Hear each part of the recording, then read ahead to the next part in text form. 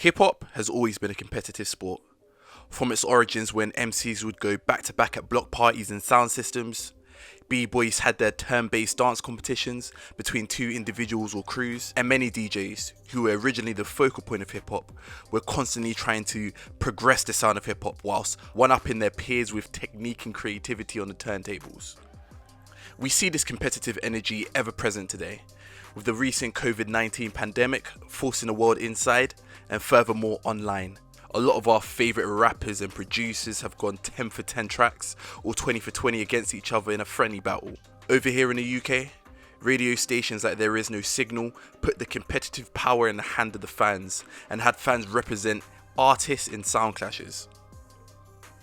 Competition is and will always be a big component in hip hop, rap, and whatever subgenre falls underneath it. But what happens when that competitive energy manifests itself into something a bit more ugly? When it goes beyond the point of who is more gifted, who is more talented, to who can end someone's whole existence in the figurative and literal form. With clout being the most precious commodity in rap music nowadays, it seems like you can't have a career unless you have a problem with someone, or you're beefing with someone, disrespecting your ops to the next degree with threats of violence or even actual violence. And it does seem that rappers with the most beef are the ones we hear about the most. But is this necessarily a good thing? Does the beef of these rappers hurt or help their career? If you've ever listened to music, you'd have heard of the man who for one moment ruled hip-hop. Jay-Z defined it perfectly in his 2009 song, A Star Is Born. 50 came through like hurricanes do, completely uncompromising, causing chaos and destruction to anything and anyone that stepped in his way, from Ja Rule to the Source magazine. Jay-Z goes on to say, I thought I'd finish his ass at Summer Jam too. 50 didn't come into the game in 2002 ready for war. This was years in the making. For a lot of people, one of the first times they heard of 50 Cent was back in 1999 on his now infamous How to Rob. The song features statements in quick succession about robbing prominent figures in rap and hip hop, including P. Diddy, Big Pun, Jay-Z, Master P, DMX, Mary J. Blige, Will Smith, Jada Pinkett Smith, Bobby Brown, Whitney Houston, as well as many, many more. Commercially, the song wasn't a hit to define a career, peaking at number 55 on the Billboard R&B and Hip Hop Airplay chart. But the buzz it created was priceless, and the desired effect was achieved, with many of rap's biggest names responding to the relatively unknown rapper, as well as arguably one of the world's biggest singers at the time. Mariah Carey's name was mentioned in the original cut of How to Rob, and she threatened to leave her label Columbia, which she shared with 50, if her name remained on the song. The controversy spread his name, and ultimately this can be seen as the foundations of what would later be the greater, more successful 50 Cent. He used bigger artists than himself to catapult his career. This moment would allegedly have real life repercussions. Ghostface Killah was one of the first to respond to 50, saying, if we see you up in here, I'ma have about 500 wolves on you.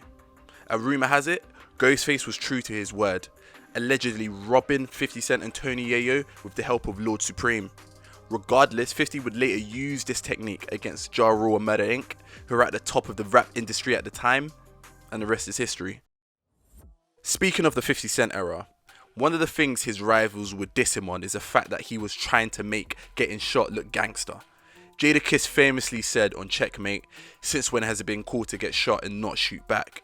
50 Cent's entry into the game as a man who got shot 9 times somehow legitimized him as a gangster, and we started to see a theme of rappers openly talking about getting shot as if it was some sort of Medal of Honor, and the fans lapped it up. This brings me to the tale of Jamar Gravy Willard. Jamar Willard is more commonly known for his role portraying the late great Christopher Wallace in Biggie's 2009 biopic Notorious. He went on to repeat the feat and starred as Biggie again in Tupac's 2017 biopic All Eyes on Me. Before Willard was known as Biggie's long lost twin, he would try and launch a rap career under the name Gravy. You see, Gravy wasn't getting the love nor the attention for his rap career. until one fateful day in 2006 when he was shot near the Hot 97 radio station, at the time the most popular radio station in New York. This all happened during the 50 Cent era, when being a gangster was a sure way to find success in hip hop, and it seemed like Gravy was a bona fide gangster. He got shot in Manhattan, right by Times Square. Think about it. Times Square, popular tourist location, police all over the place. I'm sure if you've been to Times Square, you would have seen it. He got shot in an area where you most likely would get caught. The beef he was in must have been so serious where his ops did not care about getting caught. They were just trying to injure this man. And funny enough, this all happened less than a year after a similar shooting outside Hot 97 between 50 Cent's camp and the Games camp, which left one man wounded and in hospital. The craziest part of this story is after Gravy was hit, he went into the studio and did a whole radio interview with Funk Flex and even a freestyle. Gravy was later taken to hospital for treatment, and a police investigation into the shooting followed. It didn't take long for the police to figure out what had happened. The person who shot Gravy was someone who was in his own crew, and the shooting seemed to be staged. Though Gravy's profile somewhat rose after the shooting, he was subsequently banned from Hot 97 and its airways indefinitely, effectively ending his rap career. If he didn't look scarily enough like the B.I.G., who knows where his career would be today. Gravy's story is a classic case of someone trying to portray themselves as a gangster because they saw that it worked for someone else. 50 Cent got shot 9 times. Loads of controversy around his early career, but 50 Cent was selling record numbers. He was killing it on the charts. 50 Cent was winning. So for a young rapper who's trying to get it, Gravy probably saw this and thought, you know what? All I need to do is, probably get shot myself, and I'll get the same type of clout and buzz that 50 Cent has got, which obviously did not work out for him. Gravy's story brings us into the curious case of Tim Dogg. For some of the younger viewers who have never heard of the name, Tim Dogg was an East Coast rapper from the Bronx whose claim to fame was his gargantuan diss track aimed at the whole West Coast rap scene. Tim Dogg complained that the media was shining too much light on the West Coast, sharing the sentiment of many East Coast artists feeling disregarded at the time, so he created the infamous track F Compton.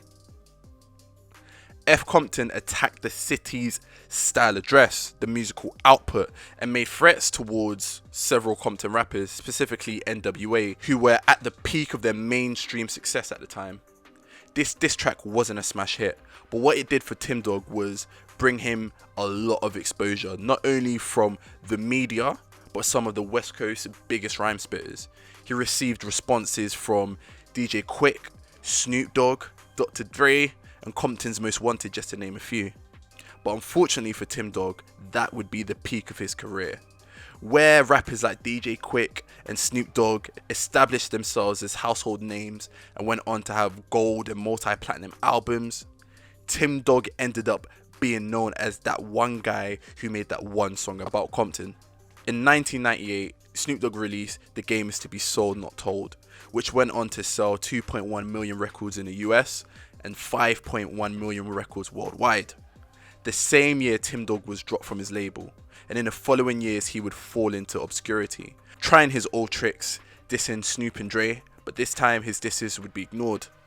Tim Dogg died in 2013, in debt, and still known as the guy who made that one song F Compton. Some even go as far to say that he faked his own death to get out of his massive debt and legal issues that he was facing at the time. The sad thing about Tim Dogg is his music was good. The aggression on his albums was powerful, his bars were potent, but the diss track became him, and his inability to capture the moment, to capture the exposure, and use that to promote himself was really the undoing of him. Drizzy Drake is doing things we've never seen in hip hop, breaking all types of selling records, commanding a dominance in the international charts like we've never seen before. You could compare the peaks of his career to music's all-time greats.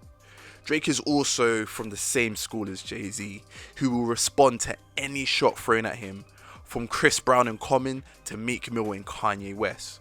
Drake has never strayed away from shots thrown at him, and has come off somewhat unscathed in all of these beefs. One of Drake's most famous moments is when he effectively destroyed Meek Mill over 2 tracks, Charged Up and Back to Back. Meek Mill would respond, but the disses weren't up to scratch, and Drake was crowned the universal winner. Meek Mill, though, you could say, had the last laugh. In his diss track, he exposed that Drake had been using ghostwriters such as Quentin Miller, and even went as far to leak a reference track Quentin Miller made for Drake. All the real life I never and the fake get exposed. I got that Ferrari and I smoke. One big no-no in rap music is using a ghostwriter. You can't be considered the greatest if you've had help. These rhymes are not your rhymes, they're someone else's rhymes. Though Drake has broken countless records, sold millions, had billions of streams, his claim to greatness will always be contested because of this one moment, and in the long run, this could even discredit him and his whole artistry. Drake and Meek Mill have squashed their beef and have gone on to work together, with both of them releasing platinum albums since. You could say, really, no one lost this beef. But if we were to take another look at the situation, you could say that Drake won the beef, but Meek Mill potentially won the war. We all know the tale of 6ix9ine, the rainbow-haired kid from Brooklyn who essentially took down the 9 Trey Gangsta Bloods whilst trying to create a career as a 9 Trey Gangsta Blood. When 6ix9ine was in prison, you could say a lot of people missed his trolling, his blatant disrespect for any rapper that got in his way. 6ix9ine literally beefed with anything that moved, from Meek Mill to Billboard magazine. And though his antics would garner him the attention he wanted, Billboard hits, platinum and gold records, and most importantly clout, we need to talk about the other side. 6ix9ine was inviting people all across America to test his gangster, and his refusal to check in when he reached cities across America created problems for himself with natives from each city. This resulted in his shows usually ending up in some sort of fight or commotion, him being a no-show at events he was scheduled to perform at, and his shows even being cancelled. What 6ix9ine was doing was fumbling his maximum bag. All of these beefs and controversies surrounding him made him a security risk at venues, and venues don't want to have their income potentially messed up with. Think of Drake. He can go wherever he wants and get the maximum bag from not only his own music, but from shows to festivals. 6ix9ine couldn't do that, and definitely now cannot do that. He could potentially make between 250k to 300k per show, which is a fee that only the top artists can command. And all of the beefs he created messed up the amount of money he could rack in. 2 years on, with the whole snitching fiasco behind him, 6ix9ine really has to rely on streams, album sales and merchandise for his income. He has put himself in the position where show money is off the table, and in years to come we could see the early antics of his career essentially ruining him. As viewers, conflict is more interesting than peace. Beef can provide some of the most important and some of the most entertaining moments in hip hop, and it can give a much needed spotlight to talented rappers who can use the exposure to kickstart their career or even make a little bit of money.